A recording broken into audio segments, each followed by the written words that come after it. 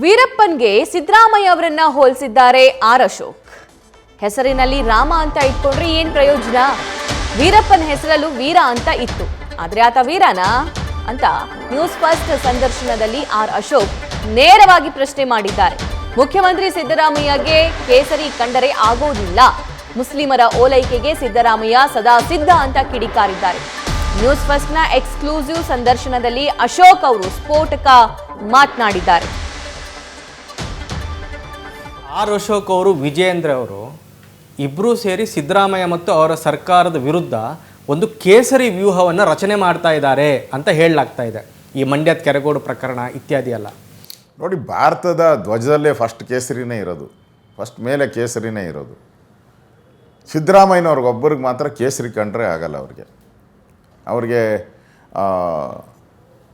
ಮುಸ್ಲಿಮರಿಗೆ ಓಲೈಕೆ ಮಾಡ್ಕೊಳೋದು, ಮುಸ್ಲಿಮರಿಗೆ ಶಾದಿ ಭಾಗ್ಯ ಕೊಡೋದು, ಮುಸ್ಲಿಮರಿಗೆ ಮುಲ್ಲಾಗಳಿಗೆ 10,000 ಕೋಟಿ ಕೊಡ್ತೀನಿ ಅನ್ನೋದು, ಅಲ್ಪಸಂಖ್ಯಾತರ ಕಾಲೋನಿಗೆ 1,000 ಕೋಟಿ ಕೊಡ್ತೀನಿ ಅನ್ನೋದು ಅವ್ರದ್ದು ಒಂದು ಅಜೆಂಡಾ. ಅವ್ರದ್ದು ಯಾವ ಸ್ಥಿತಿಗೆ ಬಂದುಬಿಟ್ಟಿದೆ ಅಂದರೆ ನಾನೆಂದೂ ಹೇಳ್ಕೊಂಡಿಲ್ಲ ನಾನು ಹಿಂದೂ ಅಂತ.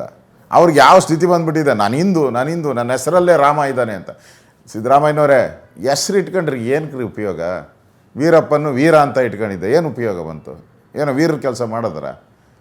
ನೀವು ರಾಮ ಅಂತ ಇಟ್ಕೊಂಡಿದ್ದೀರ. ಇಲ್ಲಿ ಗಂಟ್ಲಿಂದ ಆಚೆ ಮಾತ್ರ ರಾಮ, ಒಳಗಡೆ ಎಲ್ಲ ಪೂರ್ತಿ ಟಿಪ್ಪು ಸುಲ್ತಾನ್ ಮುಲ್ಲಾಗಳೇ ತುಂಬ್ಕೊಂಬಿಟ್ಟವ್ರು ಹೃದಯ ಪೂರ್ತಿ.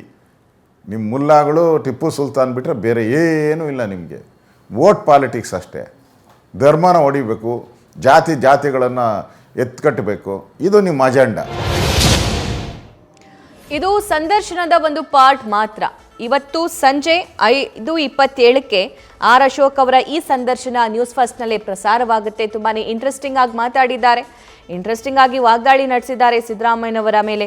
ಮತ್ತೆ ಲೋಕಸಭಾ ಎಲೆಕ್ಷನ್ ಪ್ರಿಪರೇಷನ್ ಕುರಿತಂತೆಯೂ ಕೂಡ ಮಾತನಾಡಿದ್ದಾರೆ. ಸೊ ಡೋಂಟ್ ಮಿಸ್ ಸಂಜೆ 5:27ಕ್ಕೆ ನ್ಯೂಸ್ ಫಸ್ಟ್ನಲ್ಲಿ.